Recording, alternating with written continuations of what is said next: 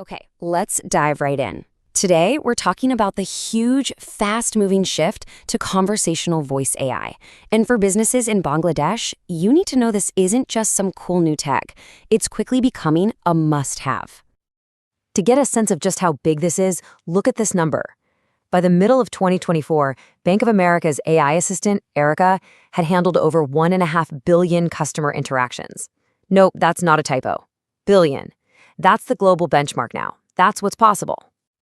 But while that's happening, what's the reality for so many customers in Dhaka? Well, they're stuck in the past, navigating those frustrating phone menus. You know the one. Press 1 for this, press 2 for that, just to do something simple. It's a system that felt old 10 years ago, right? And this brings us to our first major point, really digging into this massive disconnect between what's happening globally and the reality on the ground locally, and what that really means in terms of a missed opportunity. And what's so fascinating is that the foundation for this change is already here. Get this, over 70% of households in Bangladesh are now using smartphones. So your customers are way past being just mobile first. They are completely voice ready. They're using voice assistants in their daily lives, and they're starting to expect that same convenience from your business. This chart just says it all, doesn't it? Look, Bangladesh's e-commerce market is growing at a solid pace, which is great. But then you look at the global voice commerce market. It's just exploding. We're talking about a growth rate of nearly 25% every single year.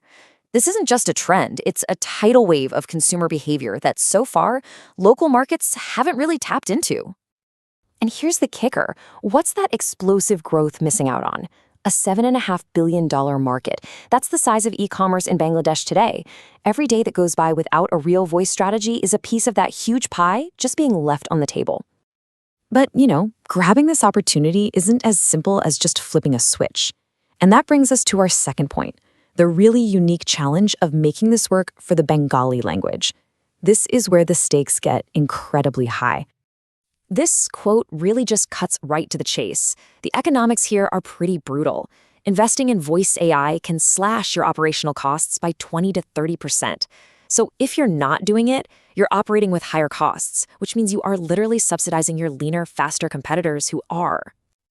And you can't just take some generic AI model off the shelf and expect it to work. It won't. Those models are built for simple keyword matching. But Bangla? It's way more complex, with so many different dialects. A true Bangla-specific AI has to go deeper than keywords to understand the intent, what a user from Chittagong or Sylhet is actually trying to do. So to build this right, you basically need 4 key ingredients. First, acoustic models that are trained on real, regional data, not some generic database. Second, the system needs to understand what people mean, not just the words they say. Third, the conversation has to feel culturally natural, local. And finally, the voice can't sound like a robot, because that immediately breaks a user's trust. And while this is a big challenge, it's not just a theory. Local Bangladeshi companies like Verbex.ai and Speakler are already on the ground, building these kinds of localized solutions and grabbing market share. The race has already started. Okay, so the problem and the opportunity are clear. Now let's switch gears from the why to the how. Let's walk through a clear, actionable framework for any business that's looking to get started. And look, this isn't about some massive, risky overhaul. It's a structured, 7-step process. You start by figuring out where your customers are having the most trouble, then you build the right data set. From there, you run a small pilot, design a smooth way to hand off complex problems to human agents, and finally, you measure what matters so you can keep iterating and improving. It's a totally manageable path forward. And maybe the most important advice from that whole framework is this. Don't try to build the next big thing from day one.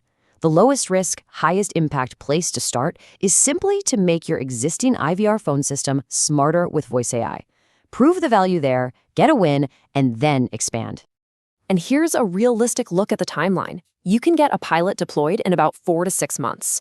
You should start seeing a real return on that investment in about 8 to 10 months, with a goal of full integration within maybe 2 years. It's a marathon, not a sprint, but it's one with very clear milestones. Now, let's look at a real-world example to see this framework in action. We can learn a ton from the people who are already on the ground doing this stuff. A perfect local case study is the partnership between Verbex.ai and the Sajida Foundation. They set up a voice-powered interface for microfinance beneficiaries. Now, users can check their savings balances and access services just by speaking into their phone. No app needed, no confusing menus. And this is where it gets really powerful. By removing literacy as a barrier, voice AI doesn't just improve things for your existing customers, it can blow the doors wide open to a whole new market of people who were previously left out by text-based interfaces. It really does democratize access. But before we wrap up, it's super important to take a step back. To make smart decisions, we have to look critically at what all the hype and excitement might be ignoring. So let's be honest about it. What are the real-world challenges and potential problems that every business needs to be thinking about? There are 4 key risks to keep in mind. First, the engineering gap.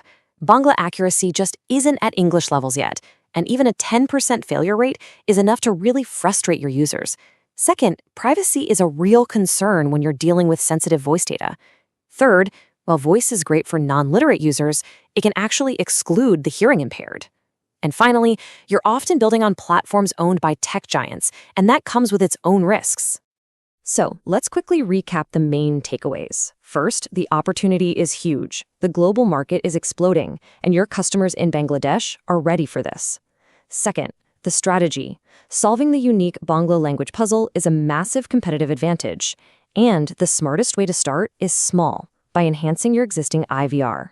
And finally, the payoff. You can expect big cost reductions, and always remember that a hybrid model mixing AI with human agents will almost always be your best bet.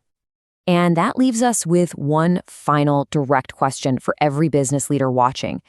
Given that a full integration takes about 18 to 24 months, what's your plan for that timeline? Or are you okay with just standing still and letting your competitors take this crucial ground? The race is on.